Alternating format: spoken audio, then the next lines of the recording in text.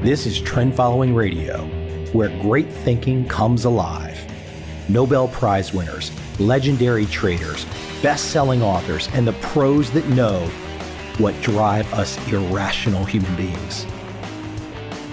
I am your host, Michael Covel. Not filtered, raw, honest. That's my passion.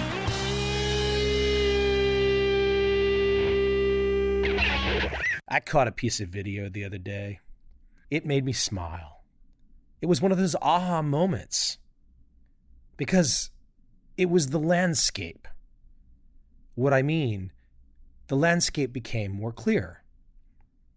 I could see what was on the ground. It wasn't mystical anymore. It wasn't pie in the sky. It wasn't an illusion. It wasn't a delusion. It was the landscape filling in. What landscape am I talking about? What landscape was filling in? Well, this was a piece of video with the CEO of Alphabet, otherwise known as Google, being grilled by Jerry Nadler, I think is his name, Democratic congressman. And he started off with I guess I don't know if he started it off, but the clip that I saw, he said, hey, can you confirm the extent of Russian interference in the 2016 presidential election on your platforms? The CEO of Google, who I don't know a damn thing about, I will assume is a very smart guy. He's probably now a very rich guy for sure. He gives a very interesting response. He says, well, we located 2 ad buyers on our platforms during the 2016 election, and they spent $4,700. I repeat, they spent $4,700. So for 2 years, all I've heard is that the election was stolen by the Russians. Now, Vladimir Putin, who is worth $200 billion conservatively by many estimates, decided he was going to take over the American election and pick our president by spending $5,000 fucking dollars. Of course, it's absurd. Of course, it did not happen. But with the CEO of Google, Alphabet, filling in the blanks and saying $4,700 out loud in a congressional hearing where the congressman fully expected to hear something much larger, you can tell by the look on the guy's face he was expecting to hear millions, and he gets $4,700. Now that's part of the landscape filling in on a current issue that everyone around the world has been kind of following or hearing about for 2 years. It's a useful piece of information. It's also useful to know that Vladimir Putin has $200 billion. That's another piece of information on the landscape. And you see, regardless of what you want to figure out in this world, you need to know what the fucking landscape is. Because if you are sitting around listening to a talking head tell you what is or what is not, and you don't know what the landscape is, well, what are you, a sucker? Now, again, I'm bringing up a controversial issue. I have many Democratic friends. I have many Republican friends. So to tread into the water of speaking about Trump will cause some people irritation. But even those friends of mine on the left would have to admit $4,700 after 2 years of screaming about Russian interference. I'm not saying my Democratic friends were screaming about this, but it has been a talking point. So the landscape starts to fill in. I'm sure more will fill in. Does it really look like the Russians changed the election in America? Or that the Russians did something of note that was more than a rounding error? Probably not. But that's not the point. That is not my point. Of course, I love to bring up something controversial like Trump and the Russians and all that kind of stuff. The point is the landscape. What is the damn landscape? Because if you know the landscape, you can make decisions. For example, let's think about geography. I can look out the window. I can see an 80-story building. Quite cool, kind of curved, a little bent. I would have to say it's a little bit phallic looking to some degree. Surrounding that building are many 4- and 5-story buildings, probably from the 60s and 70s. I can see a thoroughfare with about 7 or 8 different lanes. I can see the bridge. I can see multiple bridges in the foreground and in the distance. I can see a suspension bridge. I can see a massive river, boats everywhere, cars everywhere. I can see the landscape. What's going to shock me about the landscape that I just mentioned? Not much. Now, maybe 10 years from now, if there's another 20 or 30 100-story buildings built, I wouldn't say that'd be shocking. It'd probably just be a normal course of events. But at least I can see the landscape. I know what's going on. I can make decisions. I can see movements. Now let's connect those dots from going with the Trump example and a landscape, the city example, what you can see around any city in this world and the landscape, and think about the landscape of the markets, and think about how people approach the landscape of markets. How do they approach the landscape? Not very well. Because when I say the landscape of markets, what I mean is, what have markets done for 5 years, 10 years, 15 years, 20 years, 30 years, 40 years, 50 years? When I say markets, what do I mean? Stocks, bonds, currencies, interest rates, commodities, individual stocks, Apple, Google, I guess Alphabet now. New markets, Bitcoin, Ethereum. What does that landscape look like? If you don't know, how the hell can you make an investing decision? If you don't know what the past looks like, how can you make an investing decision in the current? You can't. Now, if you have a strategy that you believe in, for example, and I don't know how you could believe in it without having an understanding of the past, but let's say you have a trend following strategy with no knowledge of the past, and you trust me that it will work. You'd probably be pretty well off, except for one big problem. You're trusting me. You're not verifying me. Don't trust me. So if you're not trusting me, and you have to verify me, and you should have to verify anyone. I mean, if you're not verifying in your life, whatever the issue might be, you're screwed. You're toast. So back to market movement. If you don't know personally how assorted markets, I just mentioned them, if you don't know how assorted markets have moved for the decades, how can you make investing decisions? You're right back to trusting, because the only way that you can make investing decisions, if you don't know what has happened in the past, is to trust somebody else. That's it. That doesn't make any sense. How can you work your whole damn life, assemble cash, and then just trust some person who you don't even really know? I mean, your typical RIA. Okay, the guy probably went to college. So what? He's worked for Merrill Lynch. So what? A lot of people were working for Merrill Lynch in 2008. What did that have to do with anything? Not much. The good ones, the great ones, the people that excel, take personal responsibility. Personal responsibility to go look at what and how and why markets have moved. Well, you might not really know why, frankly. So I'm not sure why I said that. Why is not really the issue. But the what is, what has moved? How has it moved? How, for example, has the S&P moved for the last 5, 10, 15, 20, 25 years? And when I say move, how much does it move in a given day?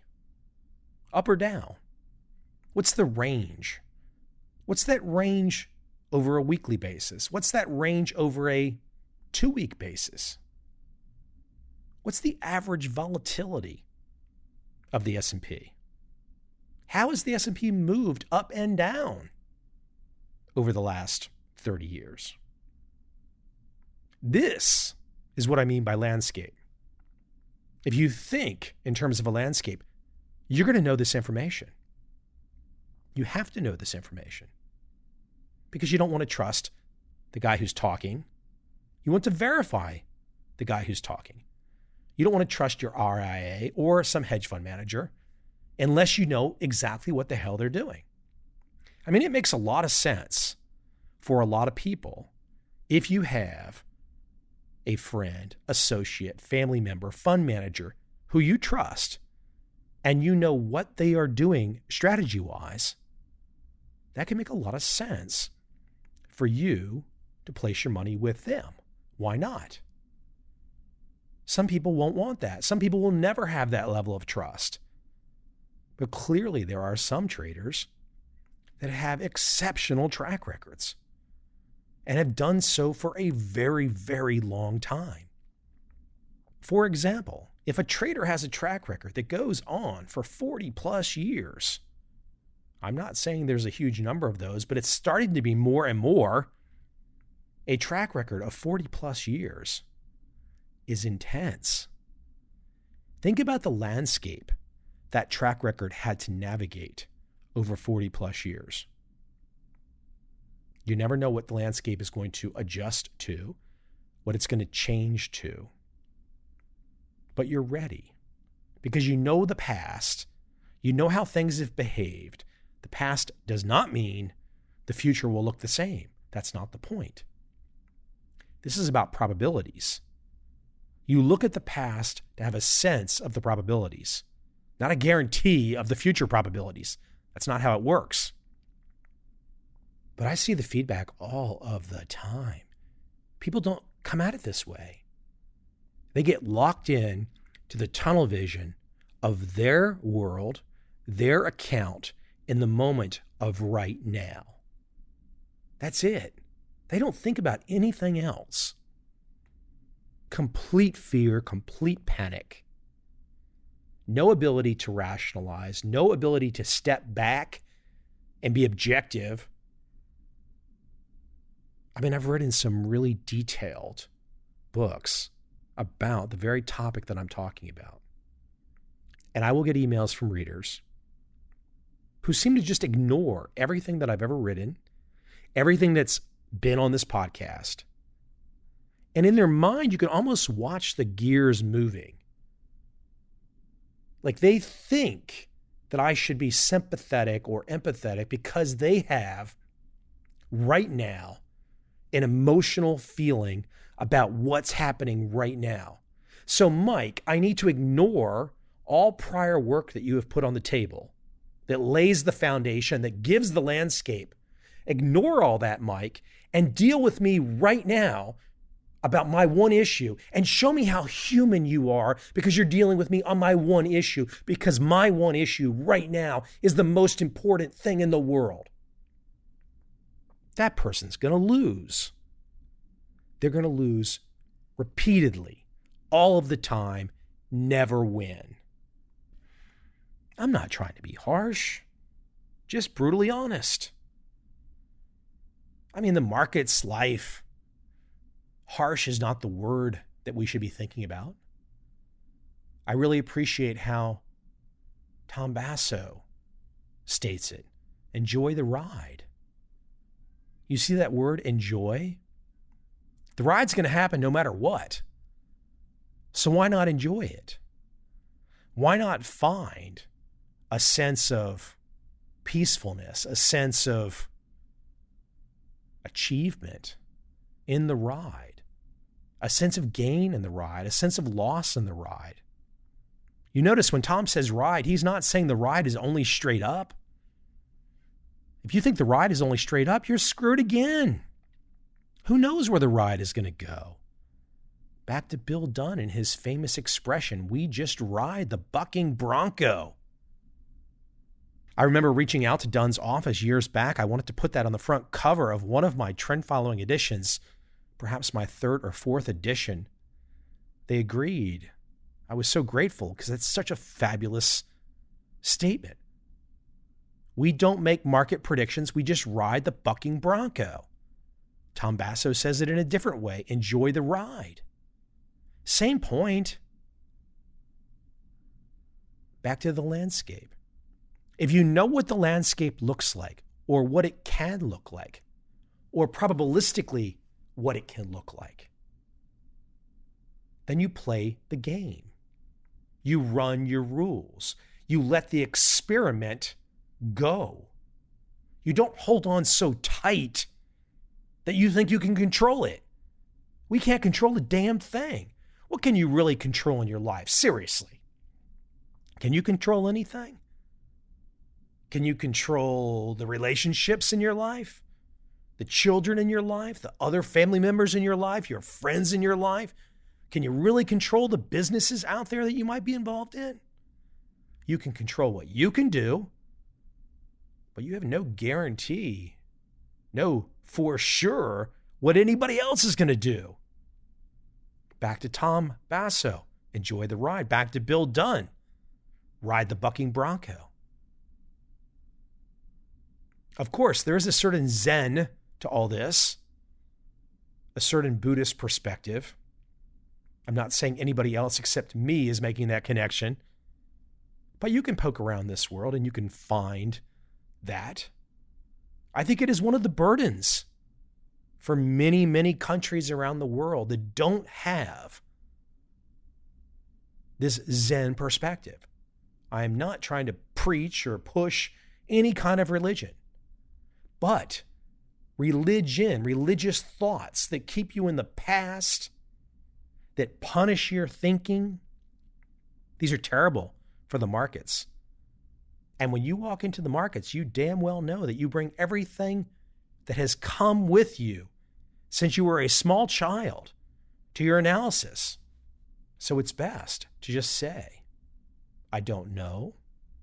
I mean, you have to have a strategy, you have to have rules, so you know that. But you say, I don't know. I don't know what's going to happen. Let's enjoy the ride. Because I've looked out and I can see the landscape. I have a very good idea of what that landscape looks like. And I'm thinking wide now. All markets, back tests going back a long time, a full view of everything, not some narrow little window of what happened in the fall of 2018. If you are only worried about the fall of 2018, you are lost, you're gone, you're toast. Step back, get off the train. The markets aren't going anywhere. Come back to the markets when you know what the hell's going on. Come back to the markets when you have a plan. Come back to the markets, or come back to political analysis or whatever analysis. But come back when you know what the landscape looks like. And I mean the full landscape. Because when you know what the full landscape looks like, when you can look out the window and you can see for miles and miles and miles all the diversity that is in that landscape, it's calming. It's absolutely calming. Why worry? There's no reason to worry once you can see. Now the trick here, do you have the horse blinders on? Because if you have the horse blinders on, you got to take those off. If you don't take those off, if you don't open the eyes to the full landscape, it's going to be a really, really tough existence.